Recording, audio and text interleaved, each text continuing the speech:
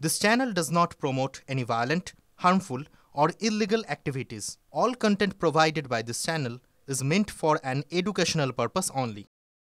বলতে পারবো না, এগুলো কোনো বিচ্ছিন্ন ব্যক্তিগত বিষয়। বুঝতে পারলাম না, এই যে বিহারে এসআইআর হলো, তার মধ্যে ভুয়ো বাংলাদেশি বা বিদেশি কজন ধরা পড়েছে? কজন? এই যে বলা হচ্ছে লক্ষ লক্ষ বাদ চলে গেছে, তার মধ্যে নর্মালি যারা মৃত, দীর্ঘদিন বাদে যে সমীক্ষাটা হচ্ছে তাতে মৃতদের নাম বাদ গেছে। অন্য রাজ্যের ভোটার লিস্ট আমাদের এখানে কপি পেস্ট করে দেওয়া হয়েছে, এবার ডবল হয়ে যাচ্ছে। আপনাদের ইন্টেলিজেন্সকে ফাঁকি দিয়ে বিস্ফোরক বোঝাই গাড়ি পৌঁছে যায় লালকেল্লায়। এইটাই হচ্ছে ভারতবর্ষের আজকের অবস্থা, যেখানে নিজেদের দাবি নিয়ে কৃষক লালকেল্লায় যেতে পারেন না, কিন্তু জঙ্গি বিস্ফোরক নিয়ে লালকেল্লায় পৌঁছে যেতে পারেন। এটাই হচ্ছে নরেন্দ্র মোদী আর অমিত শাহর ভারতবর্ষের আইন শৃঙ্খলার অবস্থা।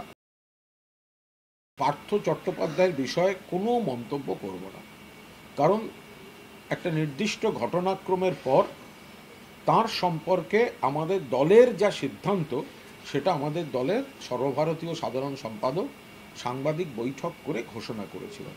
তো যতক্ষণ না নতুন কোনো সিদ্ধান্ত হচ্ছে, ততক্ষণ এই বিষয়ে আমরা কেন কথা বলবো? ফলে তার বিষয়ে তার কোনো মন্তব্য, তার কোনো কথার বিষয় এই মুহূর্তে কোনো প্রতিক্রিয়া বা জবাব দেব না।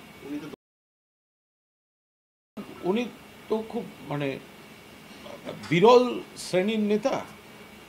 উনি, ওকে বাংলাদেশ থেকে ফোন করা হয়, পাকিস্তান থেকে ফোন করা, আমার মনে হয় আর কিছুদিন একটা ভিন গ্রহ থেকে যদি কেউ আমাদের এলিয়ান কেউ যদি যোগাযোগ করতে চান পৃথিবীর সঙ্গে, তাহলে বিরোধী দলনেতার সঙ্গেই যোগাযোগটা করে নেন। উনি মহাকাশ থেকেও ফোন পাবেন, মঙ্গল গ্রহ থেকে ফোন এলো, বা আরও কোনো দূর থেকে যে কোনো এলিয়ান যারা পৃথিবীর সঙ্গে যোগাযোগ করতে চাইছে, তারা বিরোধী দলনেতার সঙ্গে যোগাযোগ করলেন। এই ধরনের সব ব্যাপার আর কি, আন্তর্জাতিক কেন, একদম ব্রহ্মাণ্ডের বড় ব্যাপার।